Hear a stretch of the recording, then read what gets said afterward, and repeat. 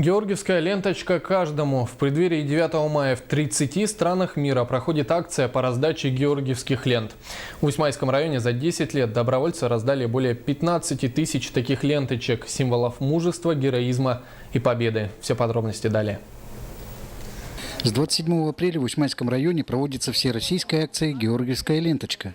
Для этого администрацией муниципального района были закуплены более 2500 таких ленточек, которые и были распределены по всему району. Для раздачи их населению привлечены специально обученные молодые люди, волонтеры, имеющие опыт таких мероприятий. Скажите, люди охотно берут эти ленточки? Да, конечно. Да. Некоторые несколько берут сразу. Да. Поэтому с каждым годом возрастает количество предоставляемых ленточек.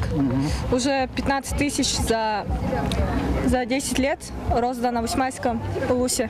Для вас что-то значит вот эта георгиевская ленточка? Ну, конечно, это же память наших дедов, наших прадедов.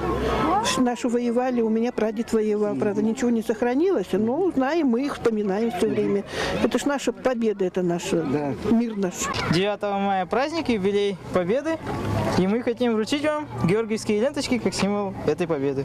Акция проводится уже с 2005 года, ну то есть ей уже 10 лет в этом году, считайте. Берите.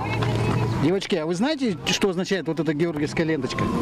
Вот эта георгиевская ленточка означает символ нашей победы. В Усмайском районе уже на протяжении 10 лет проводятся такие акции.